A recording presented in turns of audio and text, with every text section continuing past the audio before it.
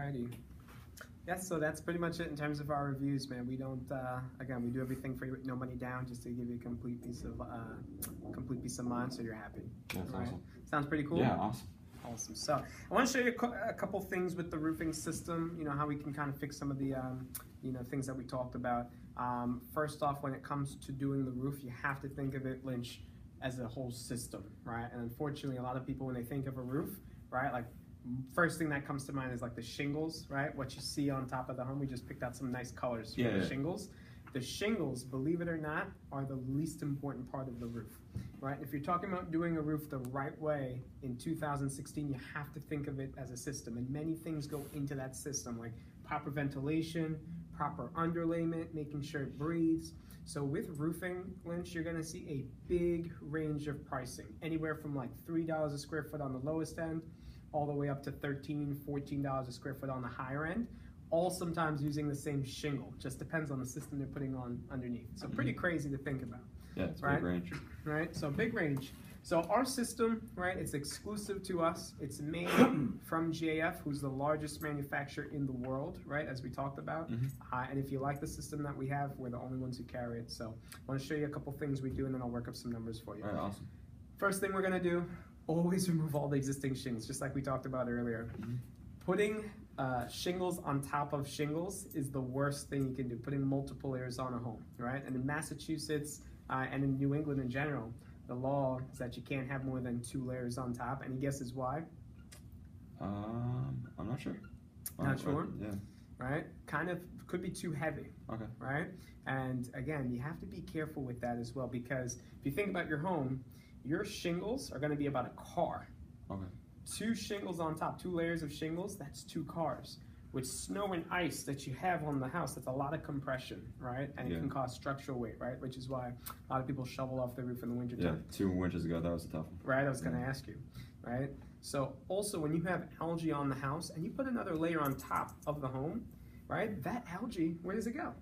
Nowhere, So, right? Sits there and it suffocates even more and it festers, right? And the shingles will look nice on the outside of the home, but the issues won't go away. gotcha. Putting on a second layer is the cheapest way you could do the roof, right? It's about $3 a square foot. So for your 2,000 square foot home, that's $6 grand. It's the worst thing you could ever do, right? Because you'd actually hurt the home. So it's a little bit more labor intensive to strip it, right? Costs more, obviously, but it's just the right way to do it so you have peace of mind, Gotcha. right? So from there, you got to make sure you're removing and replacing any defective or rotting wood.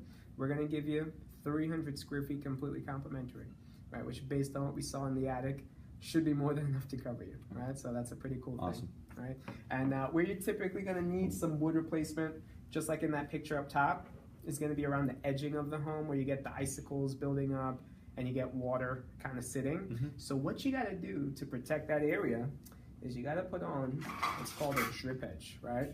You've seen this before, right? On a lot of homes being installed. All this is just a piece of flashing that sits right at the edge of your house, and it's designed to allow water to wick off properly into your gutters or away from your house, so it's going to protect that wood. Okay. All right, I don't know if you want to check it out. Yeah, sure. But pretty cool, right? And that occurs in? Yeah, that one's called an F-style drip edge. Not the craziest thing in the world, but again, pretty important. Nice. All right, so from there you got to start addressing ventilation in the house, Lynchy, right? Because we talked about all the things that you're going to see in the attic, and I know we saw some of these things, the cat eyes and the amber deposits. So we got to make sure that the home can breathe and be properly ventilated. So you're going to see these things out on the market, right? Like homeowners put on like these fans. These attic fans, man, they do not work, right? Because you would need like 10 to 15 fans on your home to get anywhere close to the amount of exhaust. They leak pretty easily and they only kick on at really hot temperatures. You need ventilation 24/7, man.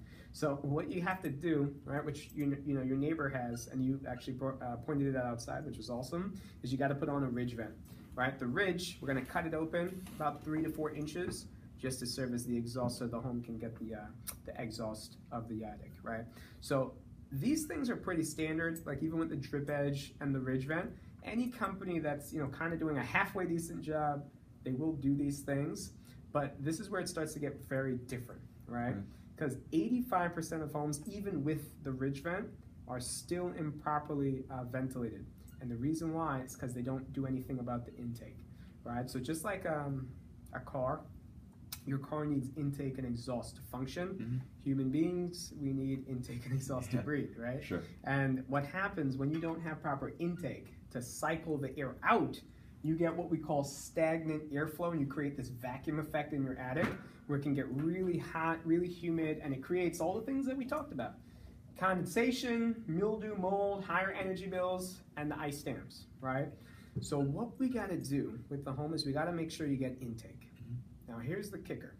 Putting on intake on your house, Matt, is the most difficult thing to do, but it's the most important thing. If a contractor was gonna give you intake, this is the options that you have, right? Most of the time, what you're gonna have to do is drill ventilation through your soffits. So your soffits are already covered and capped right now. So what you'd have to do, you have to take down your gutters, you have to take down your fascia capping and soffit capping, drill holes underneath your home, just like you're seeing right here, right? Then put on new fascia capping and new soffit capping, then go into your attic and install these baffles. You have to rake back your insulation so that it's not covering the vents, and install baffles so that the air can channel up. Okay. When it's all said and done, it ranges from anywhere for your house, 7 to 10 grand on top of the roof. Wow. Right? And you know, that's why contractors don't do it, right? Because it prices themselves out of jobs, right? But the irony again is you need it, right, to have all of these issues be fixed, and you need it to have a warranty, right? And your other option is to put a HVAC company in here to, you know, give you that, but it also costs 4 or 5 grand too. So these things are very important, but they can, you know, be difficult. So contractors don't do them. This is the biggest problem with the roofing industry. So we have a system that's designed to save you all that stress, right, to save you some money, right? And I still kind of get excited talking about it because I know roofing's not that much fun, but it's called the PowerVent, right? And here's how it works. So it's let us doing the most roofs in the country.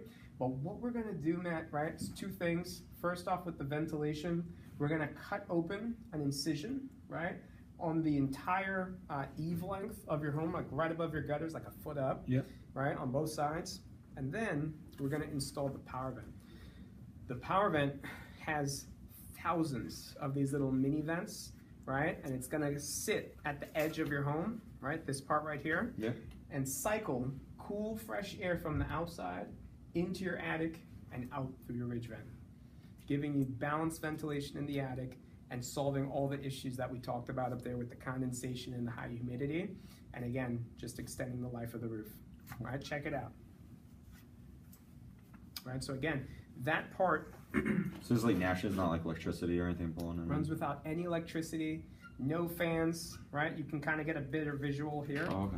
Right, but this picture right here, that little corner piece, is what this is representing. Gotcha. Right, so you're gonna get the airflow from the outside, right where your gutters would be here, and it's gonna cycle it up from that part and out through the ridge. Cool. Isn't that cool? Yeah, it's pretty cool. Right, sounds a little bit better than having to take down all the fascia and the trim and do all that work. Right, and again, this is way more effective because this actually works with the natural path of air, right, through like, you know, just naturally how that works through physics on your home. And again, it's gonna do wonders for you in cooling the attic. All right, so folks get excited about it, and again, it's led to us doing most roofs. Right, so that's step 1, is the intake system. Okay. Now we gotta start addressing the insulation we talked about. So remember that video I showed you with the solar? So here's kind of a cool little thing on how it works. So once that's taken care of with the ventilation, we gotta fix the insulation. So what's happening right now in your house is when you have the heat on, it's escaping because you don't have enough insulation on the ground, hurting your energy bills, creating a hot attic, which melts the snow, leads to the ice dams. Now Matt, imagine, right, if with the insulation that we're gonna put on the ground, right, instead of that heat escaping out, it stays back in, right, with the insulation. It's like a blanket. It's gonna do wonders in terms of your energy bills in the wintertime, and it's gonna keep a nice even coating of snow on your roof, which is what you want. Now in the summertime, right, here's the loose solar piece. The solar eclipse is gonna kick in. So when it's 90 degrees outside, you're telling me how hot it gets up there in the attic? You can feel it when you go up the 2nd floor. Right? So if you zoom in here, it's 140 degrees, right, which is what your attic is getting to, making the 2nd floor of your home really hot and obviously damaging the roof for some of those things that we saw with the wood starting to blister and the amber deposits as well. But imagine if instead of it being 140 when it was 90 degrees out, imagine if it was 95 degrees. Because with the radiant barrier, it's going to reflect 97% of the radiant heat away from your home, cooling your attic, making the second floor and first floor of your home virtually the same temperature. That would also lower your energy bills too. Awesome. Isn't that cool? Yeah, year round, huh? Year round. So when it's all said and done, it looks like a space station, people say. Again, you got the insulation and the radiant barrier. And with the ventilation and the insulation, you're going to fix all these things, right? Preserve the shingles, reduce the ice dams that we talked about, increase the value of the home, save you money on the bills, right? So again, something to be pumped up about. Nice. All right. So from there, we got to start waterproofing the house. You know, because again, you still will get leaks through certain sections. Pause right there. Should be 13 minutes.